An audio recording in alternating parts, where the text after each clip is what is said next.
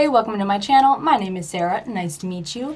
Today I have my December IPSY bag. As usual, it came in a little bit late. It just arrived today and it was supposed to arrive like 3 days ago. But it's around the holidays, so I can understand this time. So let's get right into this. I first want to touch on the bag. Is this not the most boring bag you have ever seen from IPSY?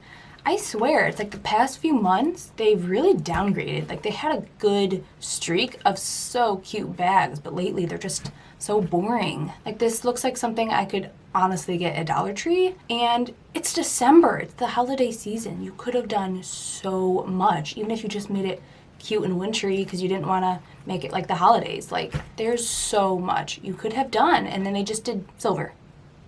Plain silver. No texture, just silver. I'm not impressed. Anyways, before I get into the products, make sure to give this video a like or a thumbs up if you like IPSY or like me or just feeling generous. Subscribe to my channel if you want to see more videos like this, as well as a whole range of other weird videos. And I think that's it. Let's dive in. The first thing we have to try out is the Cake Beauty Milkmaid Indulgent Body Milk Cream. This is cruelty-free, it's all-natural body cream. It's infused with 3 all-star moisturizers, vitamin E, shea butter, and sweet almond oil to give you your softest skin ever. Has a sweet dessert-like scent that's totally addictive.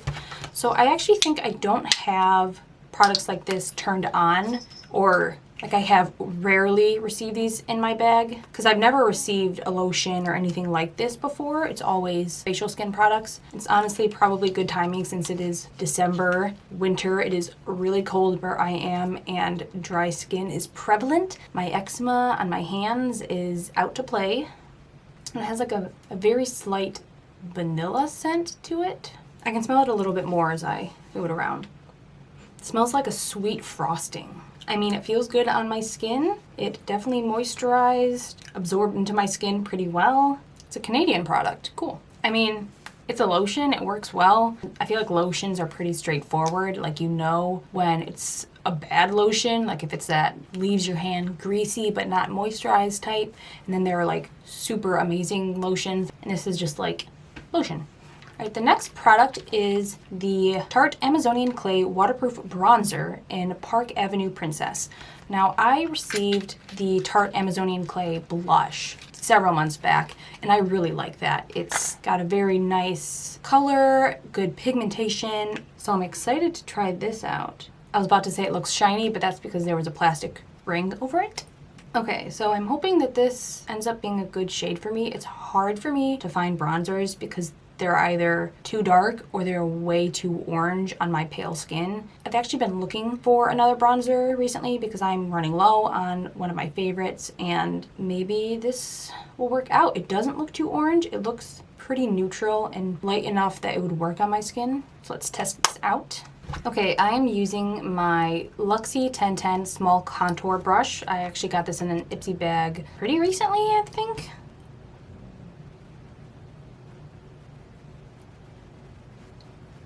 It does look a little bit oranger on my face than it does in the pan, but I don't think it looks bad. Like, I think this is an acceptable level. It's definitely got some good pigmentation. This is one that goes on like as soon as you put it on. It's not something you have to build up to get payoff. It's like a little bit too orange for my preference. I like something really, really neutral, and my like favorite bronzers that I use aren't actually bronzers. One is a face powder just in a darker shade, and the other is an eyeshadow.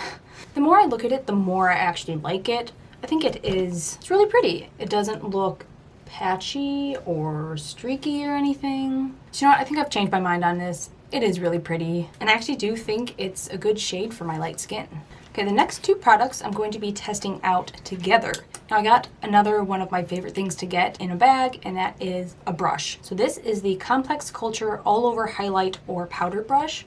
It's in some fancy packaging, let me tell you. Usually they just come in like a clear plastic. This says, we designed this brush to make your life easier, introducing complex culture. We're making things easier, one eco-friendly product at a time, starting with this brush. It has a 100% biodegradable handle. It's vegan and cruelty-free. Wow, that is awesome. 100% biodegradable. I think that is amazing because there's so much waste in the beauty industry. So like this is a very small step towards helping to fix that.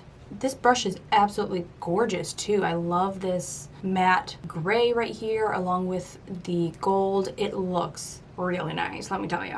This has special Syntech trademarked bristles designed to mimic natural brush hairs, so they're not real. You can use this to dust powder over makeup, set under eye concealer, and apply highlighter. Now I do have a couple other highlighter brushes that I really like, but I have been looking for an under the eye powder brush. So I'm going to be using this today with a highlighter, but I think this is just like the perfect size for right here. So I'm going to be using it with this colored Raine Cosmetics Glowlighter in No Flash Needed. I've never heard of this brand. Is that focusing? Hopefully it's focusing. It's like a yellowish champagne color. This looks like a full-size product. A pretty big pan that you get in here. It says this golden highlighter can be built up to illuminate your face, your look. Wow. Words are hard. For every occasion. The buttery soft formula feels weightless on your skin, goes on smooth, and blends out easily. Ooh, that is soft. I'm hoping that this color looks good on me since it is a little bit yellow. Those shades don't go with my skin as well. Ooh. Okay, I really like the brush. It feels so soft on my face. I don't know how I feel about this highlighter. I don't know if you can tell on camera, but in person, it looks yellow. I don't know if I just like really blend it for a long time. But when I put it on, it looked like a yellow highlighter. I think if you have darker skin, it would blend in a little bit better. But on my skin, it's just like, if I like really blend it all out, it doesn't look so yellow. However, some of the brightness went away. Like it's not as in your face bright, it's more toned down. I'd like a highlighter that I can do both with. If I blend it out so that it doesn't look yellow, it is a pretty natural highlight, I would say. It's not bad. It doesn't really wow me in any way, and it's not something that I'd probably wear day to day.